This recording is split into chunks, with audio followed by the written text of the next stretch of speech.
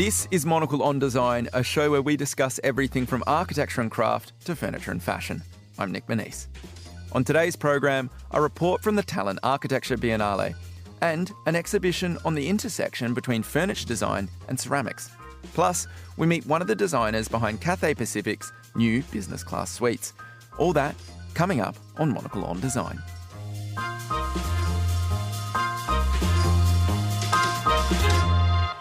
We start today's show in the Estonian capital, where the 7th edition of the Tallinn Architecture Biennale is underway. Also known as TAB, the festival first took place in 2011, and it looks to encourage collaboration between local and international designers and between architects and the general public.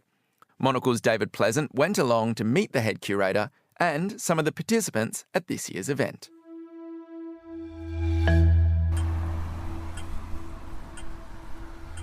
At the Museum of Estonian Architecture, housed in a grand neo-Gothic former salt store, TAB 2024 is opening with an expansive and multifaceted exhibition entitled Resources for a Future.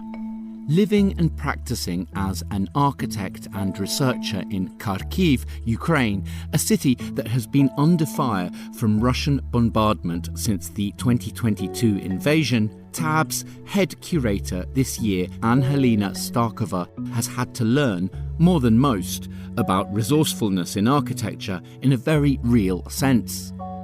During the last 10 years, I was working in many different countries with very different backgrounds and different architectural mentality.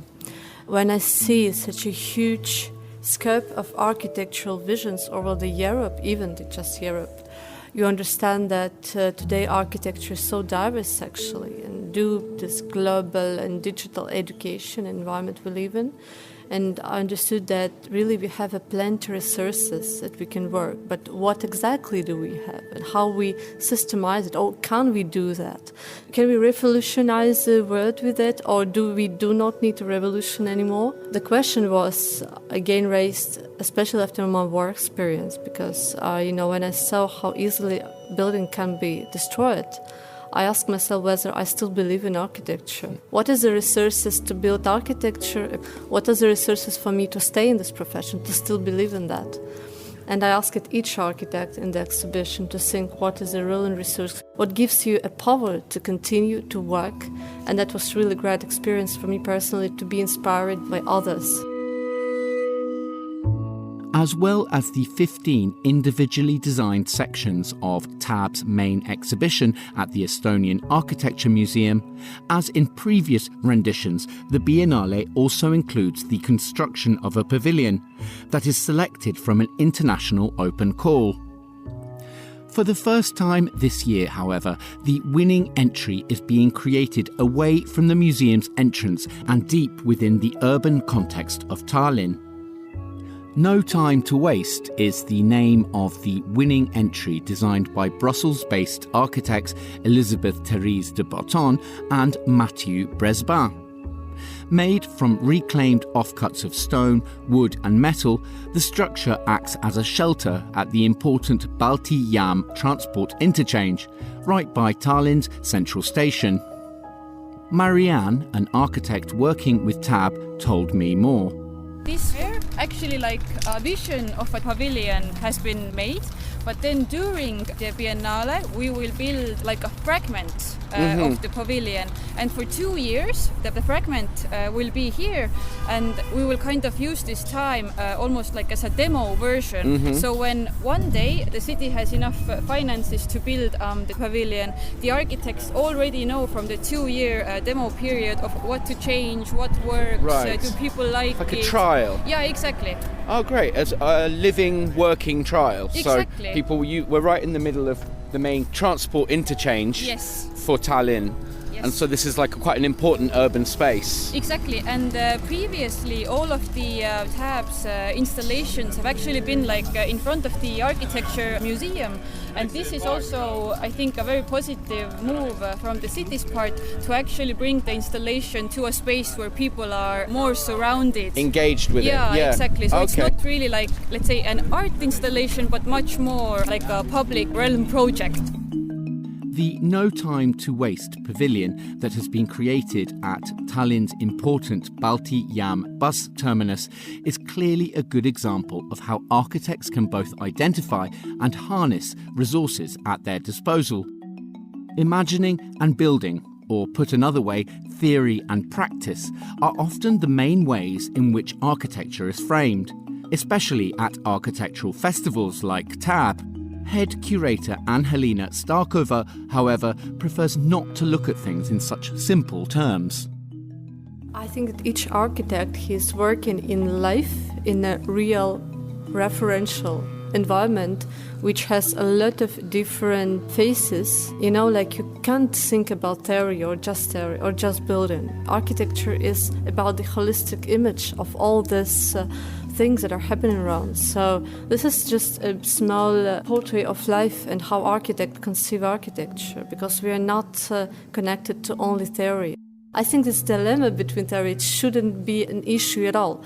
And in our exhibition, we went beyond. We decided to make a selection in 3 topics. One is social intelligence. You call it a theory, but actually it's just the way we think and comprehend the reality we live in.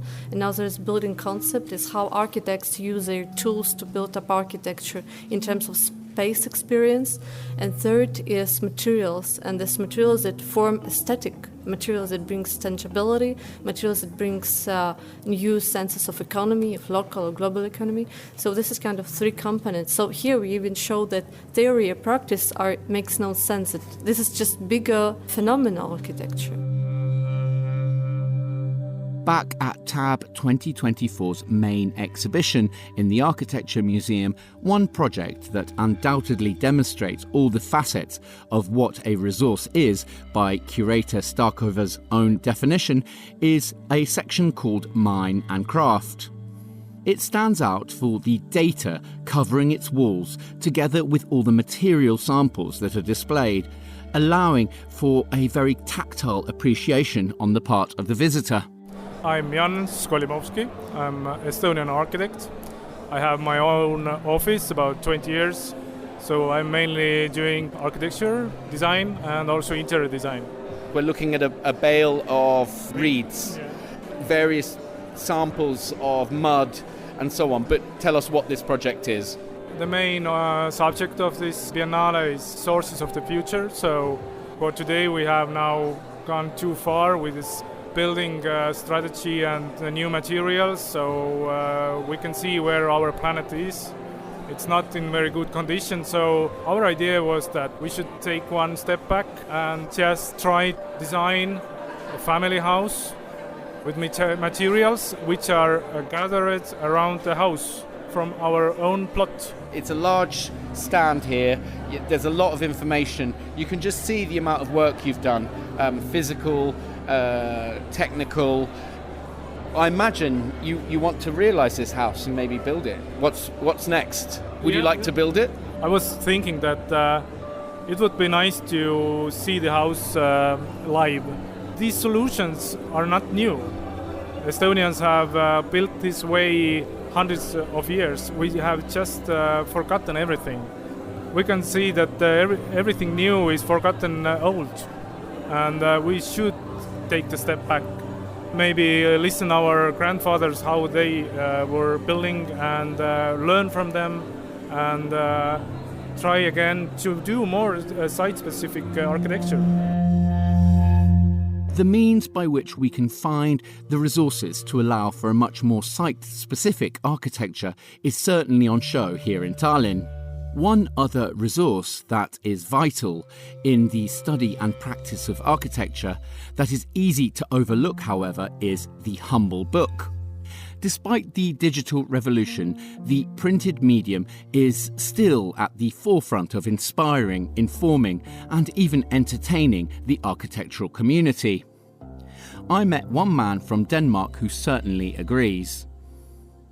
Yes, my name is Christopher Weiss. I'm a publisher at the Danish Architectural Press, and we publish books on architecture, design, urbanism, and we, for the past 75 years. And it's really an exciting time to be a publisher. Right now we're going through a huge paradigm shift, basically. Everybody's heard about the climate crisis and sort of the impact on the building industry, because the building industry is one of the most filthy industries on the planet, right? Consuming tons and tons, billions of tons of CO2 every year. And so there's a huge knowledge gap. We all know we have to do something.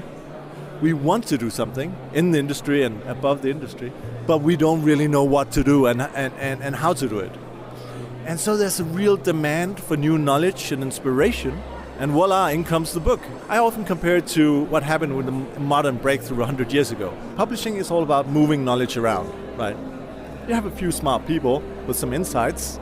We invite them in, they do a book, and then we distribute that knowledge to X number of thousands of people. Still, nothing can beat the old book format, in my experience.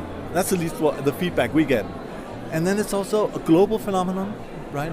We have the exact same challenges all over the world. So a small country like Denmark, where I'm based, all of a sudden, the things we do, the regulations, the new aesthetics, they're interested in this stuff in Australia, in Melbourne, in Tokyo, you name it. And that's just really exciting. You're talking about knowledge, dissemination of knowledge building and kind of getting the word out there. Can tell us how you've done that through the books. Well, yeah, there are several here that is very sort of manual oriented. There's one called Living Places. It's an actual project that's been built in Copenhagen with a very, very low CO2 footprint. We've done a book that's an actual manual. It's a how-to guide, how to build sustainably. It's designed for disassembly, so it's a building, you build it, but you can also take it apart when you don't want to use it anymore. Then you also have the more theoretical stuff. There is a wonderful book I really love by a Professor Tom Nielsen from Aarhus in Denmark. It's called Earthly Cities. So he's kind of reimagining what will the future of the city look like when we can't keep spending the resources, we can't build the infrastructure, we can't do all the things we used to do. What will the sort of the leaking city eventually be? So the water is coming, right? It's coming from above, it's coming from the sea, it's coming from the ground. How will that affect the future city? So that's very speculative, where we can't just keep spending, we can't just keep using and extracting resources from Earth. We really have to redefine that whole place and that system. That was publisher Christopher Weiss from the Danish Architectural Press, showing us some of the books he is exhibiting here at TAB 2024. Speaking to him and many of the participants here in Estonia, there is a feeling of optimism which is perhaps surprising given the challenges we all know about, not least a war raging in Ukraine. So, to end, we go back to the head curator, Starkova, who reminds us of the unique social power that architecture can harness. If you live in a world of believing in architecture, praying for architecture, and you see how easily it can be destroyed and how people can be disrespectful to it, it's really hard to force yourself to sense it, to feel it like it was before, let's say. I would love to see how architects today, what they attach to, what inspires them, what they believe in, all these resources. We don't want a dogmatic approach, but we want to see that architecture still give a hope, really. And it makes sense to build it. What is also interesting, during the war in my city, I saw how... So your city is? In Kharkiv, they're just under constant and that's such an architectural image that we're getting of these destroyed apartment buildings, and we can find it here at TAB. This was a Ukrainian photographer, Pavel Doroho, that we put a lot of his photos here, but I was there.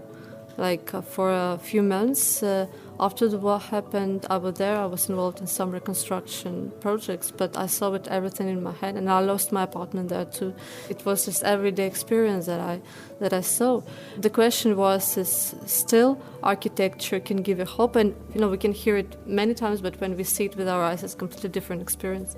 I saw how that architecture has a very strong power to connect and coalesce people around it very instinctively. When the building is destroyed, all over people from all the district are coming together to help each other.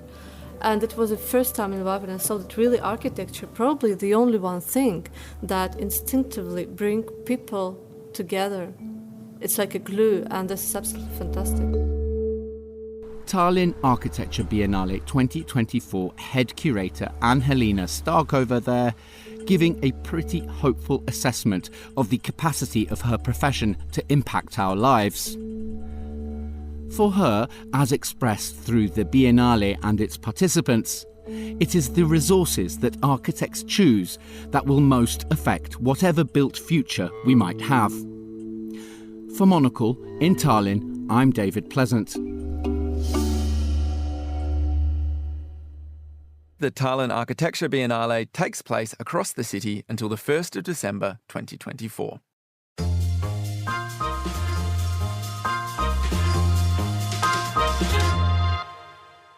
Next on the show, I'm joined in the studio by this show's producer, Maylee Evans. Maylee Evans, where have you... Well, I know where you've been. You've been visiting an exhibition exploring the role of ceramics in furniture design, but tell me about it. How did you end up there? I've got interested in ceramics. It's no secret. So you'll be seeing a flurry of reports, maybe visiting studios, checking out some ceramic exhibitions. Now, this is one of them. You've been dipping off to ceramics and pottery classes. This isn't some sort of second career you're building on the side and you're going to leave me high and dry, are you? No, surely not. This is hand in hand. This is informing our work. It's also been, I think, because of working on this show for this number of years. I went along to the County Hall Pottery, which is right in the heart of London. It's just behind the London Eye, so it feels like quite a curious place. And they've been hosting a number of exhibitions, and the latest one, Formations in Clay Furniture, this is showcasing 7 artists and designers, and they're looking at using ceramics on the larger scale. Here we've got tables, stools. It's magnificent. It's inspiring. Which isn't what you necessarily think of when you think of ceramics. You're often thinking of maybe like teapots, plates, beautiful servingware, that sort of thing. So I think that's what I'm looking forward to hearing about. Exactly that. And I think you'll hear from Emma in a moment, but what's really inspiring is seeing the number of different ways that techniques can be employed to create quite a wide range of ceramics. There isn't a uniform look across them. Some of them are really delving into that industrial sort of processes, extrusion, for example, whereas you've got others who are going for that much more handmade, collectible, one-off kind of look. So there's quite a scope and quite a range. We're going to hear now from Emma Louise Payne. She's director of County Hall Pottery. We're in County Hall at the moment. It's a massive building full of weird businesses, but part of that weirdness is that the building loves pottery. So they put in 3 large kilns 12 years ago, and then scaffolding went over those kilns, so you couldn't access the kilns, so the pottery faded out, but that scaffolding came down in January, and we reignited the pottery at County Hall. So we have a pottery studio where we use the kilns, but also a gallery space where we highlight and support the artists and designers that we work with. We're all a team of ceramicists, artists and designers with other practices. This is Formations in Clay Furniture. So we wanted to focus on how ceramics is leaving the studio pottery of just tableware and becoming more larger scale, and people are looking at the material in a new way and making sort of larger pieces furniture from it. And I think that kind of stems from the durability of the material, but also as ceramics is getting more and more popular, there's a lot more pottery studios out there, so I feel people are pushing the material more. So certainly like these designers and artists have taken their practice on a larger scale, so highlighting that kind of like durability and also the sense of scale. It's a different way of looking at design when it's material led and you look at what can I do with this material. Some ceramic bodies you can't go large scale with and some you can. So it's an interesting process and material. Well, maybe we'll take a little look around. So where should we start?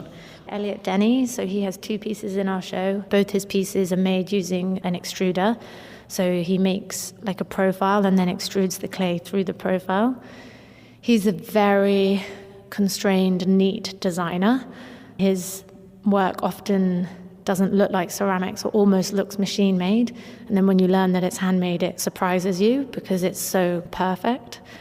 And I think he's going to be exploring furniture a lot more. He did graphic design and then started throwing, and he was a very good thrower, but always had an interest in machinery. 5 years ago, he had an exhibition where he made like a lathe for ceramics, looking at how Wedgwood and made different machinery for different vases. Elliot's very interested in machinery and the outcome of that, but essentially the pieces are handmade, so it's quite an interesting difference between like the constraints of machinery, but the excitement of ceramics and the fire and the different outcomes you can get. From my understanding of ceramics, you've got things which are maybe thrown on the wheel, so you've got sort of a bit of momentum to help you do that, and then you've got pieces which are hand-built, coiling bits of clay or building a piece up section by section. When you come to something like this, which is much bigger scale, how on earth do you start constructing something when you've got a material that kind of has a life of its own? What's the range of approaches that are on show here? We've got 7 different artists. Each artist uses a different technique. So I think that was important when curating the show, the diversity within ceramics and the different techniques you can have. So these 3 tables over here, the other 3 tables at the other end of the gallery are by Zankana Patel. She hand throws these, so they're actually incredibly light compared to them looking quite solid, and I think that's because the walls are quite thin. They're thrown in sections and then assembled. So that's quite a traditional pottery technique, definitely something that you associate with tableware, like bowls and plates and mugs. But here she's kind of turned that on the head and gone large scale with it. She also used to work in pharmaceuticals and has kind of an interest in glazing. So the different ceramic textures mean that the glaze gives different kind of patterns, and you really kind of see the difference that the glaze can create on the different surfaces, whether it's a smooth undulation or like a heavily carved surface.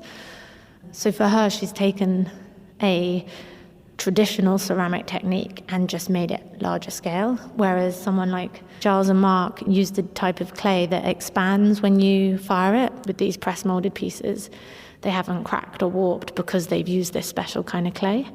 They made plaster molds and then press molded the clay into them and then released them, and you get these almost like machine marks on the sides of the clay that echo the machine marks on the aluminium. So they milled the aluminium and then on purpose have left these strata which are echoed in the press molded pieces. So they wanted to link the final pieces back to the process and kind of highlight the process in the pieces, which I think they have done.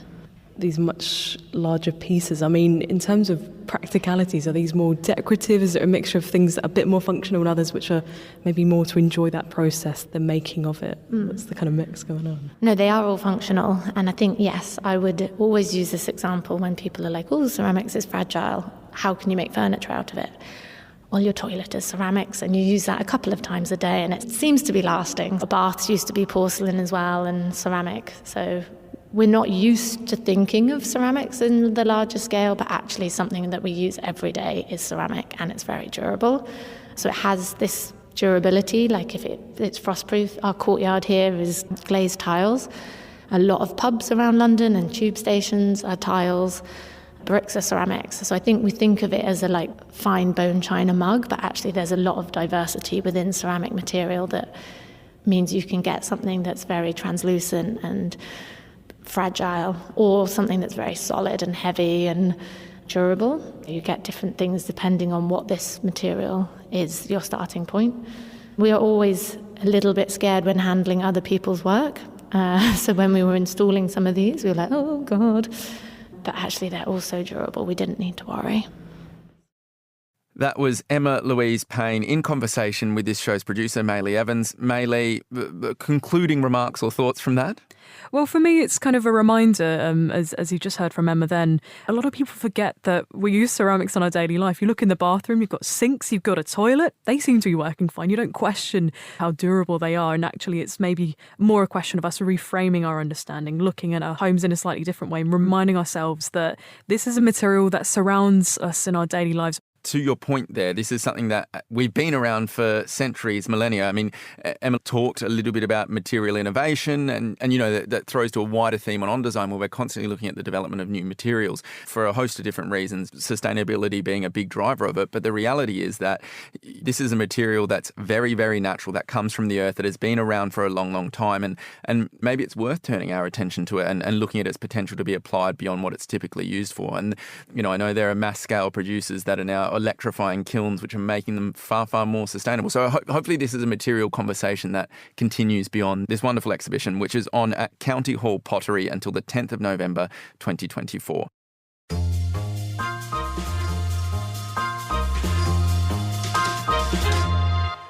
Finally on today's show, we take to the skies with Cathay Pacific.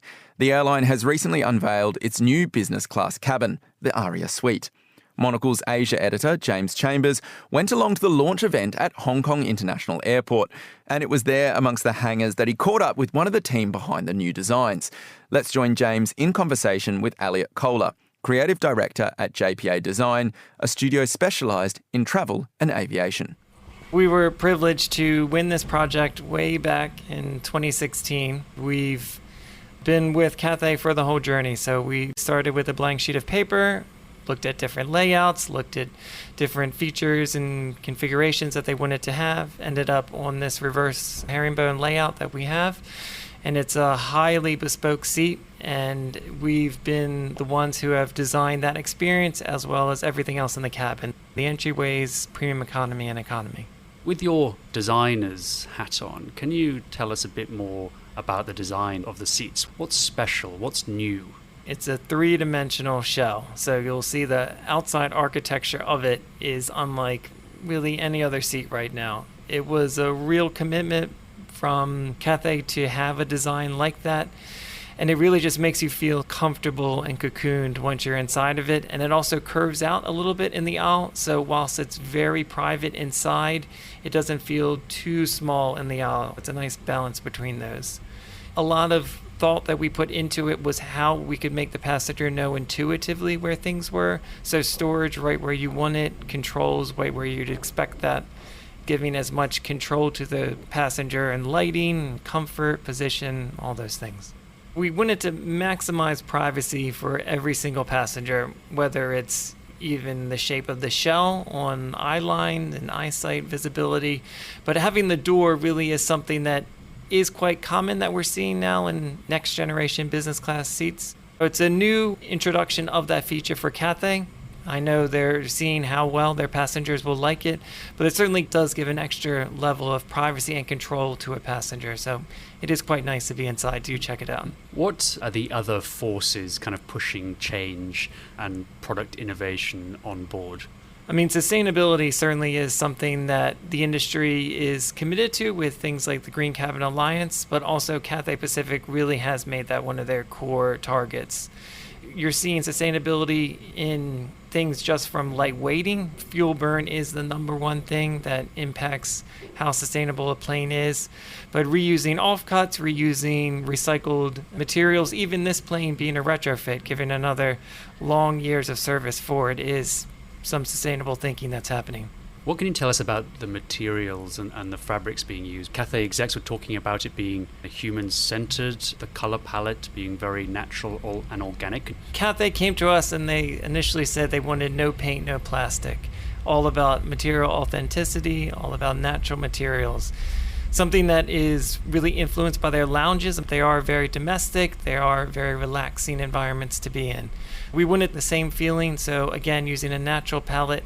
Everything is very tactile, not shouting bright colors, but just sitting there, feeling things, experiencing things, really just is quite soothing. What kind of materials have been used? I saw or heard mention about some wooden table, but that can't be true. Well, yeah, it is a challenging environment with flammability testing, safety testing. In an environment like this, you really wouldn't see a real wood, but we have done a really nice job with a simulated wood, which looks quite beautiful. There is authentic wool that is in the dress cover with these beautiful pops of color, which are quite nice. Lots of leathers and other natural materials around it. We see and read a lot of discussion in the industry about the importance of premium economy to airlines. How did that discussion factor in your design for Cathay? Was that a big part of your design for the new layouts? What's nice when an airline knows that they're going to commit to it. Cathay had premium economy and wanted to commit to it even more. When we're designing that, it's nice to know the actual scope of that cabin, how many rows they're going to put in, and of course that drives everything of how many lavs, finishes around it. It was nice that Cathay knew they wanted a leading market premium economy class. And what was the most challenging part of the whole process from a design point of view? Always, as designers in this industry, it's going to be around what you can achieve on ground, but what can't be achieved on wing. It's part of the beauty of this industry of finding how you can really bring delight to passengers in an environment that really is incredibly safe and really will protect you. It's always a challenge of finding the right material, the right solution that's going to pass all the constraints in that environment. And finally, when passengers do get on board a new look Cathay plane, many of the things that you and your team have designed may go unnoticed. What's something that people won't even realize has been sweated over for hours in your studio back in London? One thing was Cathay wanted no external fixings visible. So you'll see magnets, you'll see hidden things, an incredible domestic interior that you've never seen before. One thing I really like that the team came up with was when you open all the storages, particularly in business class, there's an embroidered leather that's just really beautiful. It really makes anything you put in there feel quite special. Elliot Kohler in conversation with Monocle's Asia editor, James Chambers. And that's all for today's show. For more design stories, listen to our 5-minute midweek bonus show, Monocle on Design Extra, which airs on Thursdays. And if you enjoy print, then do pick up a copy of Monocle magazine as well. It's on all good newsstands now. Today's episode was produced and edited by Maylee Evans, with help from Elliot Greenfield. I'm Nick Manise, and you can reach me on nm@monocle.com. Thanks for listening.